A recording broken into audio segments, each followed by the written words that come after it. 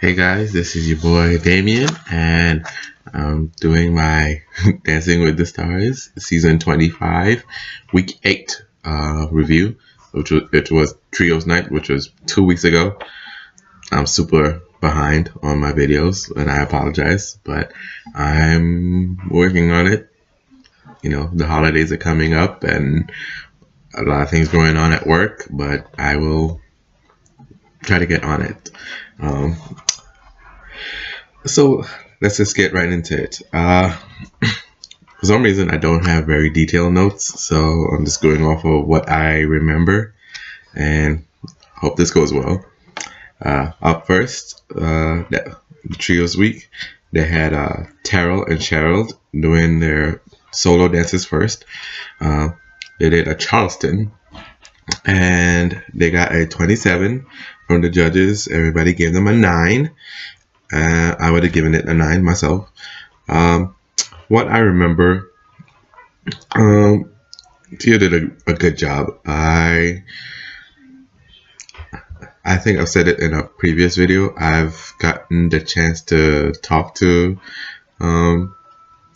Terrell on social media and let him know that I was super proud of him, and he also let me know that he was working really hard, and it showed in the routines. I thought it was fun. He had really nice, swivel action in the Charleston. I thought the whole scene was set up really nicely. He jumped up on the table, and he was the star of the show. His performance quality has really stepped up. I think since most memorable year week, he's really progressed nicely, and I was really proud of him. That's basically all I thought about that one. Up next, they had Drew and Emma, and they had a waltz. They got a 22. 7 from Carrie Ann and Len, and I got an 8 from Bruno. This was one of the dances where I was a little upset at the judges.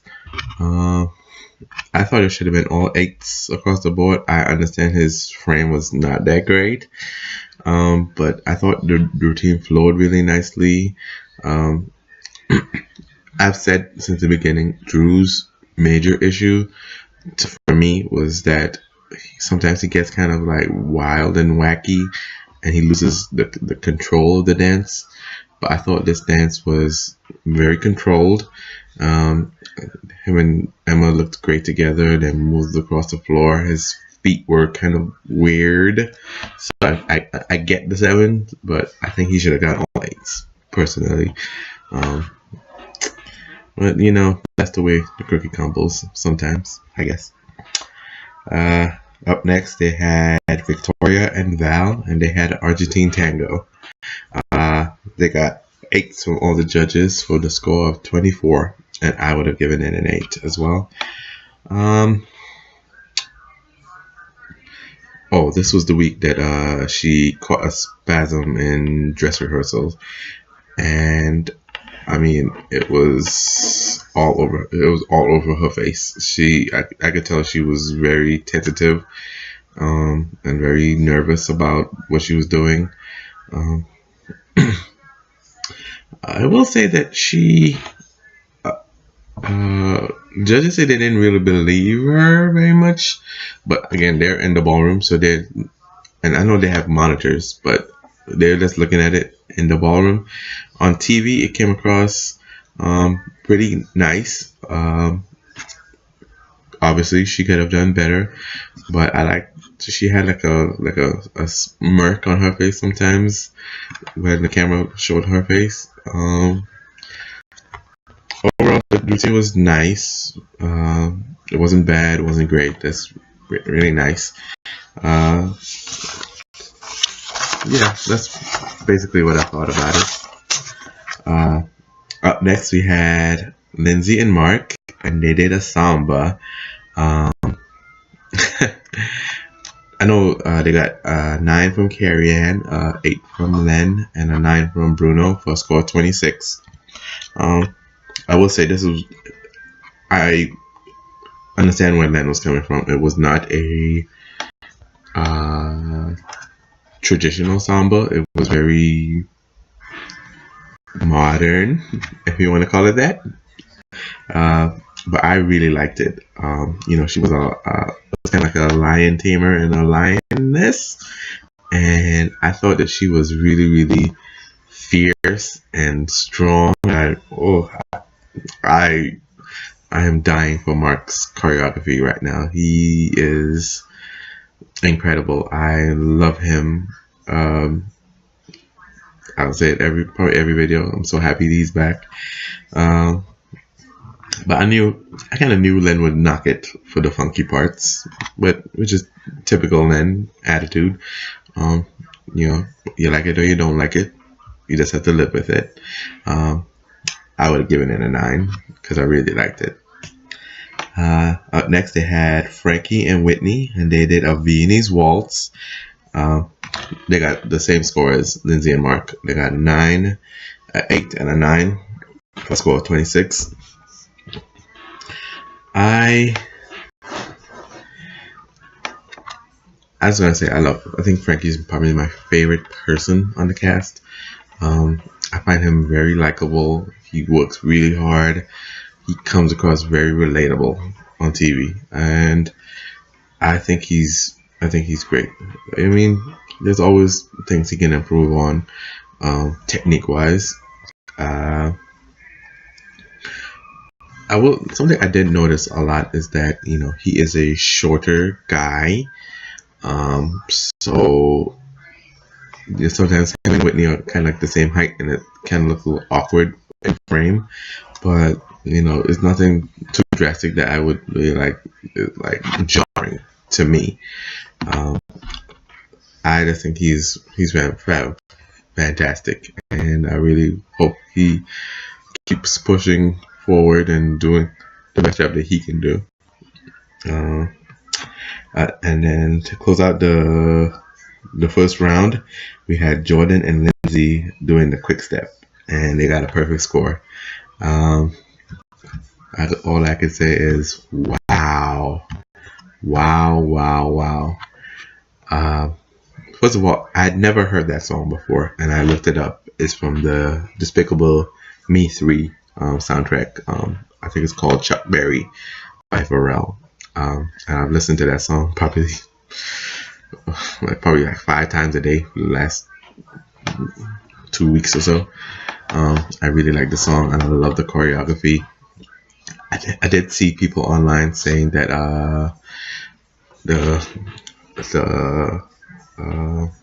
what do I call it? The production design for the dance is kind of like it had like swirling circles, black and white. It was, and I've heard it's like some of my AfterBuzz TV review crew. It was a little much for them. It didn't bother me that much, but I just thought the dance was incredible. They had this one part where Jordan and Lindsay did like a promenade run, and then they did a split leap, and I was just like, wow, there are changes in tempo and different tricks and hops and stuff like that. And it was just incredible. I mean, they're on fire. I will say again, Jordan's not my favorite. He's not my favorite. He is. I will say he's the best dancer. Period. There's no debate about it. I think their partnership is great. He listens to Lindsay. He's trustworthy he's trusting her, and she trusts him. And I think they work as a perfect unit. And I'm really pushing for them to make it to the finals and possibly win. I wouldn't be upset if they did. Now we got to round 2, which was the trios. They did something very new, and that they brought past contestants to partner with the current contestants. Not all of them were winners. I think the only one who wasn't a winner was Corbin Bulu. He was second place, season 17. I will say I think they did a great job overall. Um, a lot of the celebrities are some of my favorites.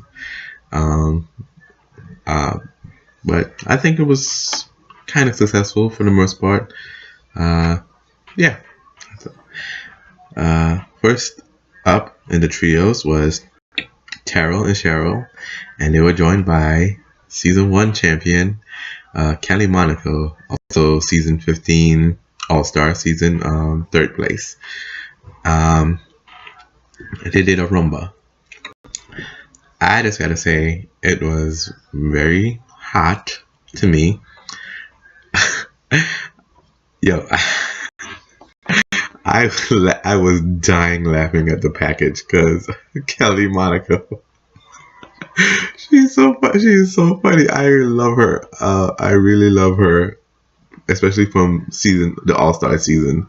Because I didn't watch the early seasons, but I knew who she was. She was flirting with Tio like crazy. It was very apparent, and I think they said if they got a perfect score, she'd go out on a date with him.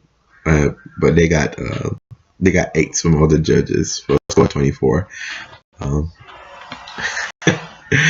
So I don't think they went on the date, but I thought the dance was nice. What it was, I wanted them to move more, and I wanted more rumba. It was very lacking in rumba content, but I thought that he controlled the 2 women very nicely, and I was proud of that. But they could have moved across the floor more. I don't know all the rumba terms, but I think he had a nice like cucaracha action, which is the hips making the 8.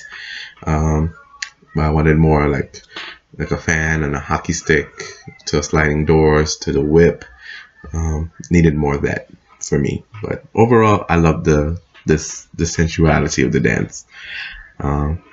Yeah. Up next was Drew and Emma, and they were joined by season 24 champion Rashad Jennings. Side note, I love Rashad. He is amazing. He was my favorite last season from the beginning, and I was so happy he won. Unfortunately, he still did not get picked up from an NFL team, but I think the opportunities that have come out of being on Dancing with the Stars have been incredible. I think he's on a TV show on NBC with Nicole Richie. And if you please follow him on Instagram, he's still dancing to this day. He did a routine from Cat Burns, choreographed by Cat Burns, and he's just incredible. His energy, his swagger, everything about him was great. And back to the dance. The 3 of them had a cha-cha. That's it. But Rashad, Team Shad Squad, period. What I will say is that I felt like this dance was catered more towards Rashad's energy and his swagger than Drew's. I think Drew kept up as best he could, but he just does not exude that charisma that Rashad exudes. So it felt more catered to Rashad than it did to Drew. But he did good for the most part. Nothing jarring. They got a 9 from Carrie Ann, an 8 from Len, and an 8 from Bruno for a score of 25, which was pretty good in my eyes.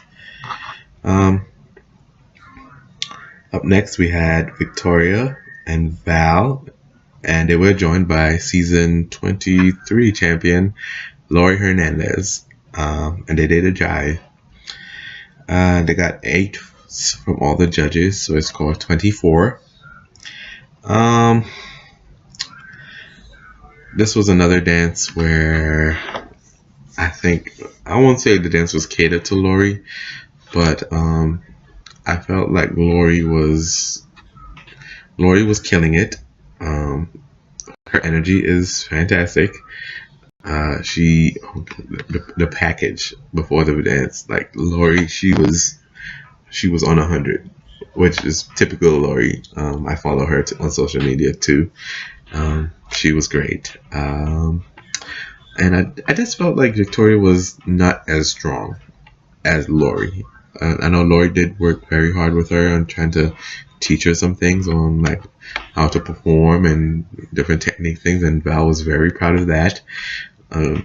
She had not forgotten the lessons that he taught her season 23, and I just thought that sometimes Victoria got a little lost, and I was focusing more on Lori than I was on her, which was kind of sad. But it wasn't bad, but could have been better.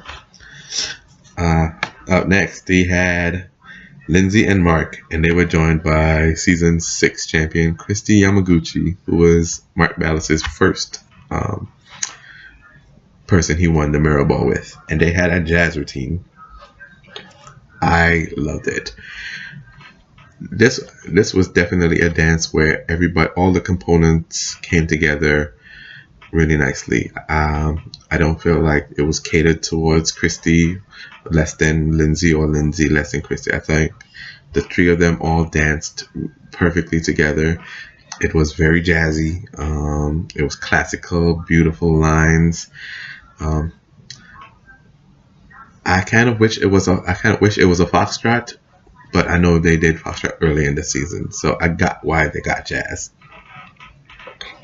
But I thought it was really nice, really, really nice. Lindsay looked incredible. Oh my God, beautiful, beautiful, and it exuded the costuming. First of all, the hair. I think it was kind of like golden blue dresses. That's everything I wanted. They got a 10 from Carrie Ann, a 9 from Len, and a 9 from Bruno for a score of 28, which was it could have been all 10s and I would have been fine. But I was very, very pleased with that dance and those scores. And up next, they had Frankie and Whitney, and they were joined by season 19 champion Alfonso Ribeiro, who was Whitney's only partner to win the mirror ball. And they had a jive. Unfortunately, I did not see what they scored, and I haven't had time to look it up, but I think they might have got like a 27-ish or somewhere around there. I really like this dance. Again, Frankie is super relatable.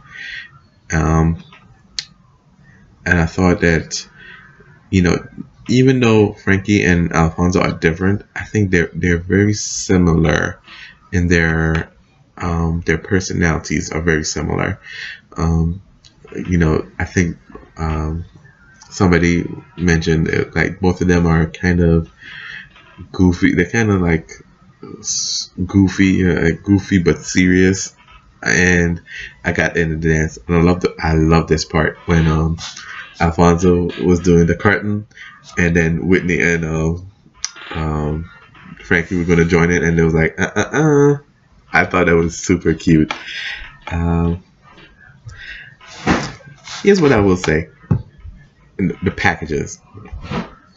It's kind of like getting a little old. That he's like, oh, I don't believe in myself, and I think I think he went into Lindsay and Mark's rehearsal and Jordan and Lindsay's rehearsals, and was like they were dancing on day 1, and he was still learning. And I was like, don't. First of all, don't self-sabotage yourself. Don't pay attention to what they're doing because they're different than you. You focus on what you're doing. Believe in yourself because you're amazing. And you don't have. People have a misconception that you have to be the best dancer to win Dancing with the Stars, and I will attest, since I started watching in season 10, that is not the case more often than not. You just have to do the best that you can do and be relatable, and you have a shot. Because there have been people who have made it to the finals, and people who even have won, who are not the best dancers. But America, you make America fall in love with you, and you have a shot. So, Reggie, focus on that, and you'll be just fine.